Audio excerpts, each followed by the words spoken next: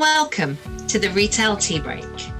Each week, I'll be joined by industry experts, retailers, and product creators to decode the myths, share knowledge, and give you a better insight into the industry. My aim, as always, is to empower retailers and product creators to reach their potential. So, grab your cup of tea, sit back, relax, and listen in. My name is Melissa Moore, and this is the Retail Tea Break.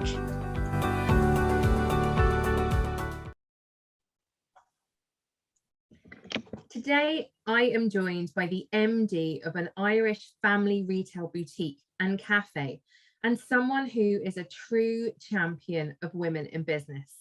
Becci Harrison of Fishers of Newtown Mount Kennedy. Welcome to the Retail Tea Break. Thank you so much. Delighted to be here with you, Melissa. Honoured to be asked to join you.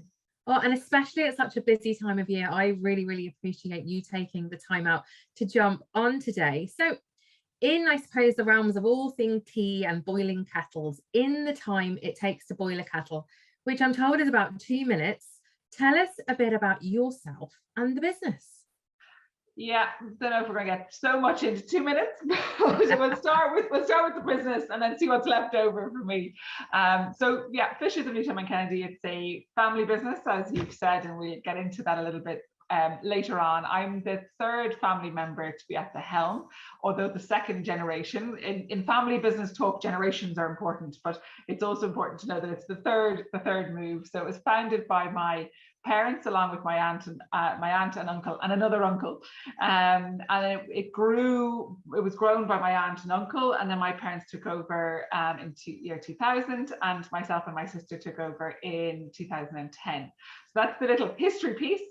For the second minute, what we are now. So we've grown from a small men's country clothing outfitter to a boutique. We call a boutique department store. We have a boutique department store, a retail hub, and a kind of well-being hub here now. So it's so much more and expanded and changed. And the one thing we say about Fishers is that we are in constant evolution, and never so more than the last 2 years. So that's where we are now. For me, my background, I'm a business and marketing graduate from Trinity College. I worked in a variety of different retail outlets and different spots before coming back to Fishers. I was marketing manager for Keen's Jewelers in Munster, and worked my way around different spots and then ended up here. That's incredible. And I love the fact that you've never known anything different. This business has always been there, I presume, as you were growing up. And the fact that you landed into retail even after you finished your schooling in that respect, it's obviously always come back to it. So what's that been like? You've seen that evolution, as you call it. You've seen that change, much more so than the last, I suppose, 18 months, 2 years. How has that changed? What's it been like living it?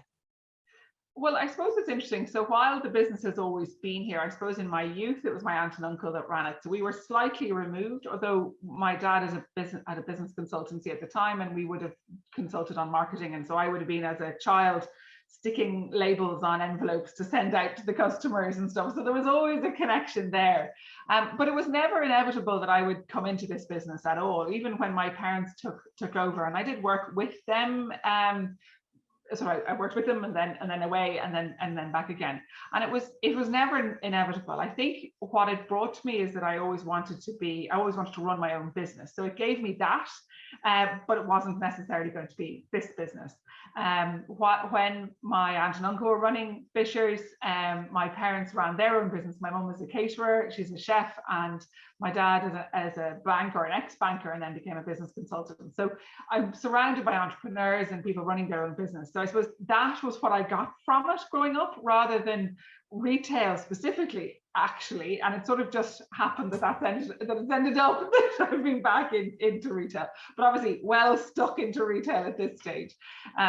So yeah, I suppose you do live and breathe it, and it was funny. My sister hadn't been involved in the business very much, and when she came back, when she came to work in the business in 2017 full time, she was a director prior to that, but a sort of a silent partner, if you like. And I was like, okay, no, we'll train you up. And I suddenly realized, actually, I do know quite a lot about this. It's sort of, come in through osmosis and obviously practice and experience and training and all of those other things. But you sort of don't put credence in it until you sort of stop and go, oh, actually, I have quite a lot to give back here, or to help someone else come into the business now.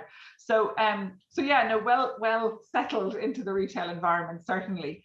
And I think it's interesting, coming from a family retail business as opposed to a corporate retail business. It is very different. We've a new I have a new training manager started with us at the moment, and she's worked with Dunnes for the last number of years, and great experience from there.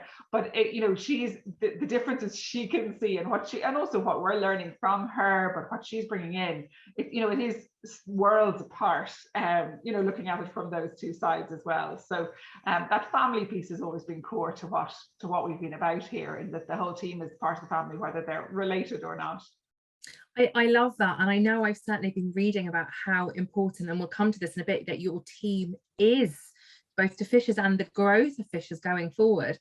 But kind of hearing you speak there and imagining what it was like kind of being outside the business and looking in and then coming into the business, you really start to see that essence of the experience part that you're bringing in. So not only are you bringing the outside experience, but actually you're really raising the bar when it comes to the experience that the customer sees and feels and hears, and I suppose touches when they come in. Because as you say, it isn't just this men's store anymore. You have all these lovely little nuggets around, and of course the cafe as well. So suddenly Fishers is a destination, store to come to and to stay in, and therefore to buy, to shop, to eat in.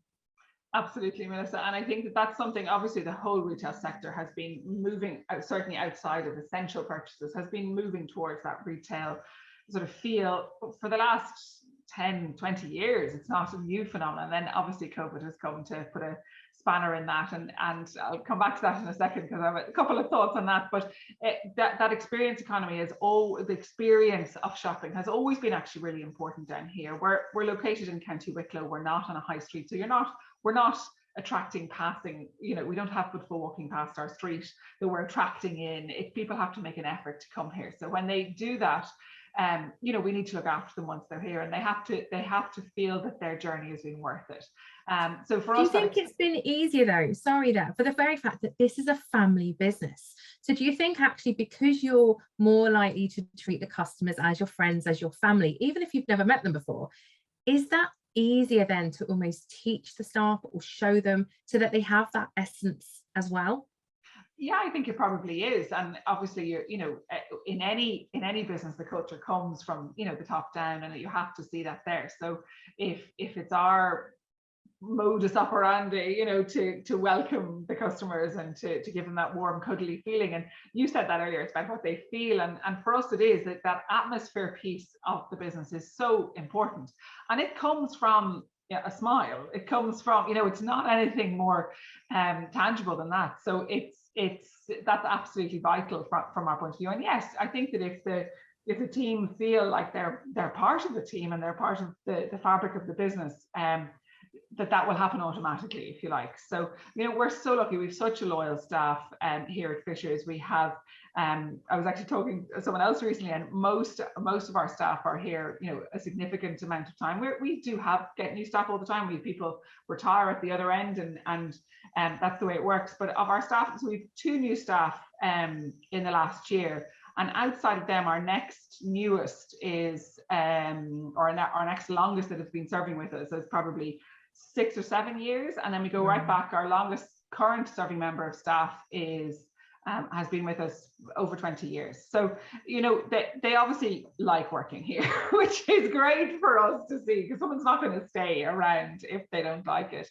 And shine through, you know, and that's not just about me, it's about the team themselves all embracing each other and supporting each other and working towards that common purpose that we all agree is the common purpose, if you like. And I think that that's something that's really important in our strategy and in our working environment, is making sure that the team are part of that conversation, that they form the culture of the organization, that they are part of the vision and the future of where they see the business going, and that we bring those pieces along. And I suppose a little example of that, and it's, I suppose, a topical one, particularly at this particular month, but the sustainability piece. You know, we've done a lot of work with our suppliers, with our sort of the local environment and the community around, look, what can we do to help the impact that we have as a business and as consumers within the business and as influencers to our customers as well.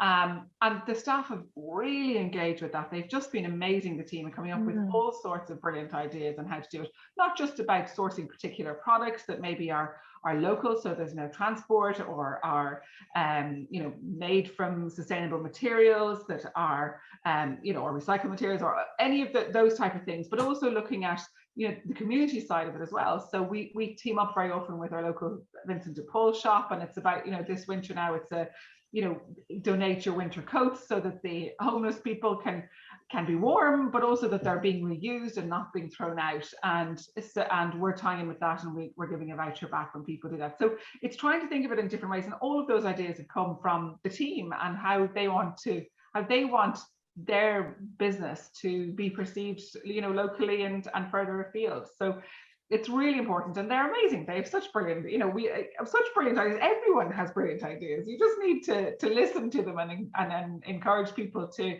see what they can think of or steal from someone else.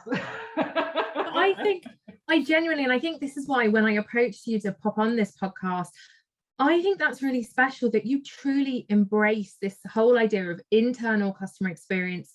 Your team are just that. They are part of the furniture, they're part of the experience. And I was amazed. I read somewhere that you'd said, that you've talked before about getting buy-in from your staff when you're making decisions. You live this. You don't just talk the talk, because do you know what? Not all retailers like this right now. It is very much, I'm the head of it. I need to make really swift decisions, whether it's for the business or the cash flow. But actually, you taking your team on this journey with you, as you say, you're getting the best out of them. They're obviously really happy to be in work. They're obviously trying to change things for the better or bring new ideas. And I presume your customers see and they feel that as well when they come in. I think they do, Melissa. And I think the other piece, and I think that's what you're referring to, just in relation to sort of the COVID situation, when we decided to close. So we closed before we were directed to, back in March 2020. And I suppose we could see what was happening worldwide. And it was, just what you were saying there, the need for swift decisions is absolutely paramount at the moment, and continues to be at the moment too. And another example, little recent example of that, but it is really important that the decisions need to be made swiftly, and they need to be made decisively. Maybe all decisions are made decisively, but they need to be made, and whatever else. But for us, that this deciding to close impacted everyone's lives right to the core of it, because with us and with retail business, I wasn't in a position to carry the staff for 3-month closure. I might have been able to carry them for a couple of weeks, but definitely not a 3-month closure. And I think that we sat down and we said, look, we really don't think this is going to be only 2 weeks till Easter, or whatever else, as some of the commentary was at the time. And we said, we don't think it's going to be. So But I said, I'm nervous about your well-being as staff. I'm nervous about the customers' well-being. We could see the customers were dropping off anyway in terms of the numbers coming over the door. And we sat down and we said, okay, guys, this is what I'm thinking. Where are you on this? And it's sort of, do we wait and hang on to see what we're directed? We think it's coming, but we didn't know. Or do we shut immediately? Do we shut? We sat down on a Thursday. Do we shut tomorrow? Do we shut on Sunday? Or do we wait and see? So I think the eventual thing came about a week later, and so we decided again collectively. We said, okay, let's stay open until Sunday. We have weekend trading is important. It's a good time to do it. But we got to Friday, and I said, okay, well, let's stay open until Sunday, but with an asterisk, and I said, you need to give me the feedback what it's like on the ground. I was down there too, but I need to hear how you are, and are you comfortable? And there were some staff members that didn't want to come into work, and so they didn't. They stayed off immediately from that night, and we opened on the Friday, and by about 11:30 on Friday, one of the team came up to me and said, a few of them had been talking, they said, we're just not comfortable. The schools were off that day, and there was a couple of big gangs of people. Actually, they weren't even school children, but a couple of big groups of people came into the cafe, and they were supposed to be social distancing. We had to limit the tables to 6 at that, or 4, I think it was, even at that stage, and they just wouldn't, basically. And lots of customers were wonderful about it, but just this particular lot weren't. And the girls went and said, look, I'm not happy with this. I'm not comfortable. They're not, it's not we can't manage the public in this, that when they're not taking it seriously. And I have to say, since then, the public our customers have been amazing as well, and so cooperative and good. But and so they said, no, we're not comfortable. I said, okay, we're closing tonight then. That's it. And we just made the decision. But it was the team that wanted it. They understood, they were prepared to take the hit that we were all having to take, but they understood that. And they also knew that we were there to support them in any way we could outside of that, if you like. So it was, it was a tough decision, and but the team were brilliant, and they're so sensible, and they see things from a different perspective than I do necessarily. We try to always cover all bases, but you don't always cover all bases. So no, but you embrace that, is what I'm hearing, that you really embrace their feedback, their input, and it's important. It's genuinely important to you. It is very much so, very much so. I'm sure there are plenty of times we could do better with it, and there are times when wonderful ideas come to us and we just don't have the time or capacity to follow them through. So we're definitely not infallible, but no, it's so much better when they are involved, and it needs to be that way. It needs to be that way, or else it doesn't work. I want to pick up, it's not that I want to go back and dredge up the last kind of 2 years, but take me through that. So you closed, and I suppose bringing it right up to date. Here we are, 4.5 weeks away, or gosh, even less than that, from Christmas now. We're still not out of the woods, and I almost want to whisper that. What's it been like for, I know, someone that's running in it at the deep end every day for the last kind of nearly 2 years now?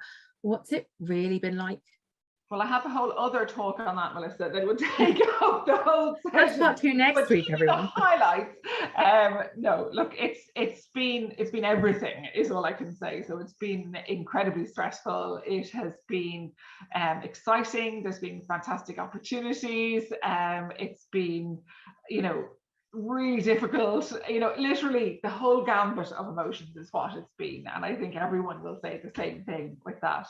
I find it, I suppose, to give a very brief kind of summary, when at that time when we were having difficult conversations with the staff, that they were followed by difficult conversations with our bank and our suppliers. We had a shop full, if you know fashion retail, we had a shop full of especially at that time of the year in the spring. Yeah, exactly. And no real outlet to sell it.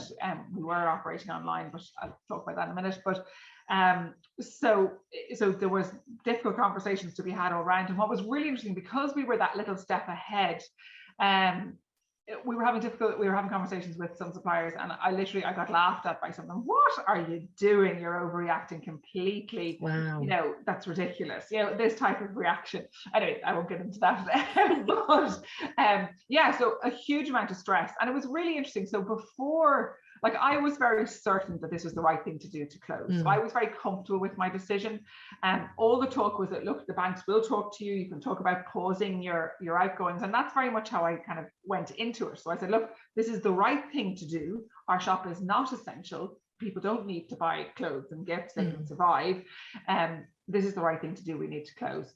And I said, look, everyone is in this situation. It's a global pandemic. Our suppliers and our bankers everything will just have to kind of pause, and then we can restart whenever we reopen. And I felt quite calm and really very confident in my decision to do that. going in, and that's maybe slightly easy to say now, but I was at the time. But it was interesting once the decision was made, and then actually you had to deal with all those difficult conversations and helping the team get set up with the pandemic unemployment payment, helping, you know, getting overdrafts and payment holidays and all of those things, and writing letters to all our suppliers saying, look, we're here, we're going to survive it, we're pausing everything, please just give us a chance, you know, and we'll pay you when we can, it might be late, you know, that type of thing. That's when it became incredibly stressful. And I remember I'm not an anxious person at all. I'm very lucky that I don't suffer from anxiety. And I tend to just, right, this is the situation, let's deal with it. And I've never said as many times, I've never said the phrase, we just have to play the cards we're dealt. I've said it so many times over it, but it's true. And that's all you can do, actually. You have to control the things you can, and you can't deal with the stuff outside of that. But I did get anxiety during that first month in March 2020. And it was really interesting because I could feel it, that physical tightness and kind of stress. And I'm kind of going, okay, I need to do this. But I remember almost observing myself and going, oh, that's interesting, Becky. Now you're feeling the way your body's reaction. I knew what it was, but it didn't stop it happening. Wow. It was incredible. And then it passed and it was fine. But I particularly felt that night when Leo Varadkar was speaking from Washington, where he actually called it. Yeah. And we all knew what was coming, but it was that anxiety. And I was in Mayo at the time with my family, thankfully. We had booked it to go, and we decided to go anyway because we were together. And I then dealt with those conversations from there when the shop was closed. And I remember, okay, I have to get back to Wicklow. I have to, you know, deal with the shop because it's now going to be closed for weeks or months, and kind of get everything sorted. So it was incredibly anxious time and stressful time. And then I suppose as a mother as well, you have the added bonus. I have a now 9-year-old daughter of homeschooling, and I found that incredibly stressful. And then there was this big pressure to pivot. So everyone immediately was talking about how they were pivoting, and I'm going, okay, well, I need to pivot. And I said, but I can't really pivot, and I have to look after Emily, and I have to do school with her. I don't have the capacity to do anything else. And then the supports were incredible. Right straight away, there was no financial supports, but there was all these fantastic other support. So with Network Ireland, with the Small Firms Association, with all Retail Excellence, with all of these fantastic organizations, they put on just so much webinars and mentoring, and all of these were there. And I just soaked all that up, but actually almost probably too much, because I then, again, that was more pressure to do new things and change things and do everything else. So it was this real balance of trying to educate and sustain and keep going, versus the pressure of what that actually meant to do things. So there was definitely a crunch point there in early May, I have to say, but then we worked it out and it was fine. But then, so very fast forward then, the later bit. So we reopened in June, the same as everyone else. We had, you may remember at the time, although they changed it at the last minute, that there was a directive that if you were a small shop, you could open, but large shops couldn't open. That's right, yeah. And we weren't a small shop, but we weren't a humongous shop either. We were sort of probably a large, medium large shop. So we said, okay, well, we want to open. Do we wait, or do we open? Do we kind of reduce our size in some way, or open part of the shop to open earlier? It was a month in the difference. And so we decided, so there's a couple of things. So we've always rented out space to other businesses here at Fishers, not always, but in the last number of years, we have done. So I suppose for a long time we've been saying that we must get some more businesses in to just put, and it's all about bringing more people to the site. We all feed off each other's customers, we collaborate with each other, and sounding board on site. So there's loads of positive things in having that a few businesses together. So we've been saying we wanted to maybe have some more businesses in on site, whatever else. We said, okay, well, look, why not reduce the footprint of the retail space, open up a smaller shop so that we could open earlier, and then maybe see if we can get someone else in to rent some of the other space, and just let's play it by ear and see what it is. And also at the time, retail was still really dodgy, because people weren't coming out of their houses. And even after the lockdown ended, people were still very nervous about coming out. People are still now very nervous about coming out at times. And so we were like, okay, well, look, this is the most risky part. If we can rent out some of the space and get a nice solid rental income in as well as bringing more people to the site and helping our retail business that way, isn't this a better option? So we, in 1 week, we cleared out our entire men's department, which is 2 rooms of our business, and just, I suppose, redid the whole layout of what was our women's department, and we made half of it men's and half of it ladies, with gifts, homewares, accessories, kids as well. But anyway, they were all kind of in that area anyway. And so literally 1 week we did it, and we were ready to reopen. And of course, halfway through that week, as we were doing this, they announced actually everyone could open, and we didn't need to change the size of our shop at all. And had we not decided we were going to leave it like that, I would have actually cried my eyes out at that stage, because we had put in so much work. If we then were told actually you didn't need to bother doing any of that, you could go back, I think this is the reality, and I think an awful lot of people don't realize, or we just don't talk about it, the absolute ups and downs and the backflips that were done every single time we reopened last year and even this year. The people behind the kind of the doors, the closed doors, we're literally rejigging the whole entire shop, all the stock, things are being pulled apart and put back together in record time, and walls been painted. I just remember lots of retailers going, we haven't done this for years. You know what, while it's empty right now, let's just throw some paint on things. But I think that's it. Like, you can see the retailers around the country that have really used the opportunity. And I said that a minute ago, there were lots of opportunities that it did bring, and ways to pivot and all of those other things. But you had to get to a place to be able to embrace those as well. But draining at the same time, I'd say both emotionally and physically. Absolutely. And I think particularly for that first lockdown, the business, the financial supports were not in place until we reopened. So while I would have loved to have repainted the whole shop during the first lockdown, I didn't have the money financially to do it, because I didn't have the support, and I had no income, and I had all this debt because of the stock sitting in my shop. But also people weren't allowed to move. Like, the first lockdown was very interesting because it was so locked down and then suddenly open, whereas the others have been more graded, I think, since then. But we took that opportunity later on with other ones, and we did do some painting and moving around. But so we reopened. We were great. The cafe opened on takeaway only basis at that time. It followed with outside seating and then inside seating. Obviously, yes, more lockdown then, right up at our peak selling period for Christmas. This time last year. So again, half of our autumn winter stock, or half of our autumn winter season, effective selling season, disappeared. So we had sold obviously some autumn stock before we went into lockdown in October. But October, so for us, October would generally be our second busiest month. So December is obviously our top month. October would be second, and then November third.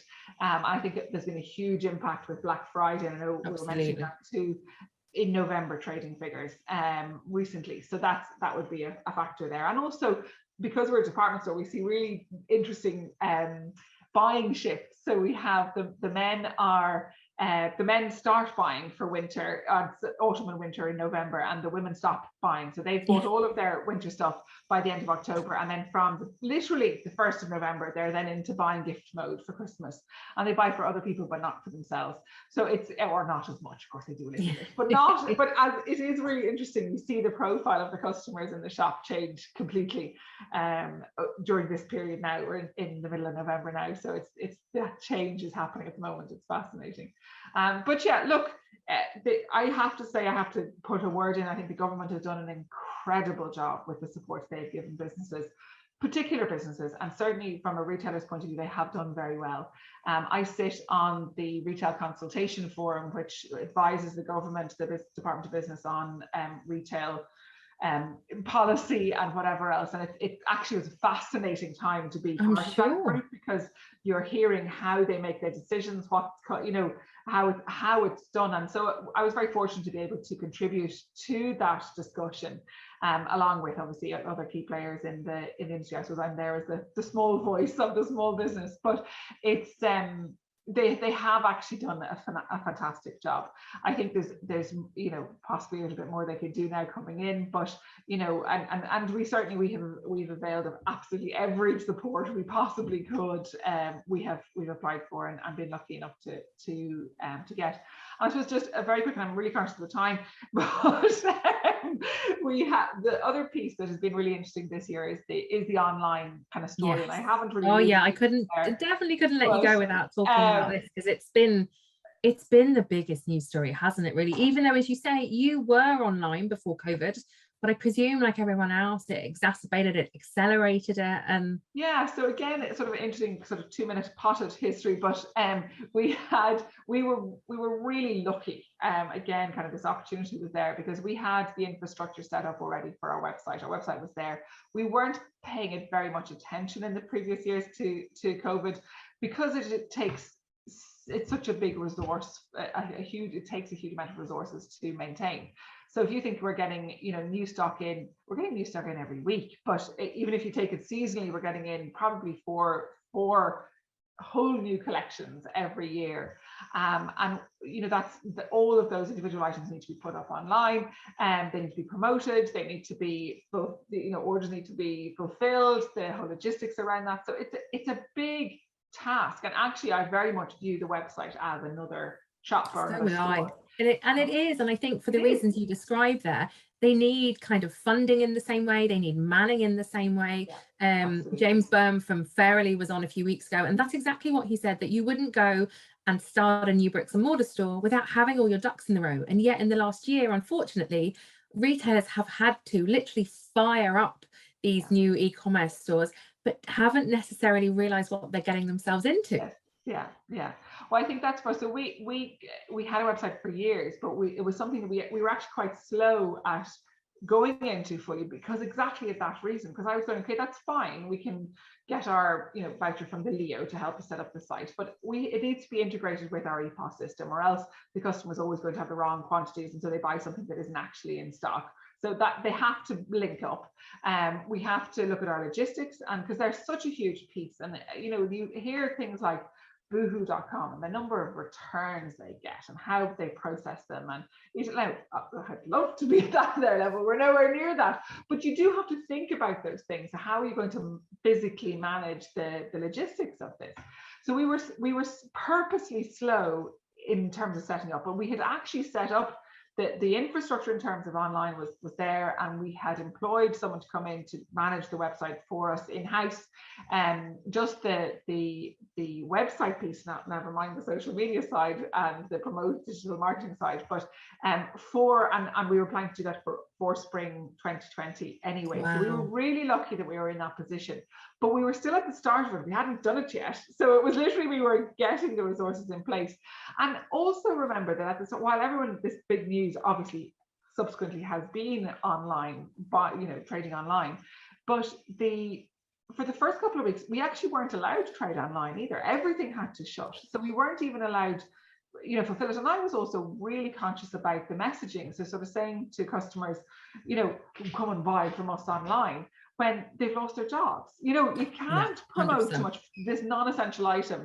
Why not buy a dress, or would you prefer to, do something much more worthwhile with your money?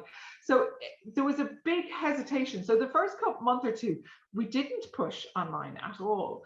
And then we did, and we got back to it, and we were allowed, and we set it up, and we pushed it, and we built it then over that time. And our online sales went up 1,000%, which sounds very big figure. It's very easy to get a big percentage when you have a small base, but it did go up that much. And for this third lockdown, we did really fantastically well online. Amazing. And obviously those sales have come back a little bit since we reopened, but they're still maybe 100 or 200% better than they were beforehand. So actually more than that, I think, but it's great. And we got as much support as we could. We qualified for the Enterprise Ireland online retail scheme, which is the sort of bigger piece, the grant. So we worked with consultants on that. So again, fantastic support out there to help really grow that. But we're still way off where we need to be online, and there's still an awful lot more to do. So I think that's the other piece of it. It's also about pushing forward as well. But look, we've lots of different things happening here now. So I suppose COVID has given us the opportunity to attract more businesses here. We now have, so as well as the cafe and the shop, we have a health food store. We had the hairdressers here previously, and then a bed and bedding store. So they were all here already. And then we've added a kind of a well-being hub. So we have an audiologist, a skin facialist, and a physiotherapist in our rooms there. And we have a photographer on site as well. So who does studio photography and photography for pets. Portrait is the company.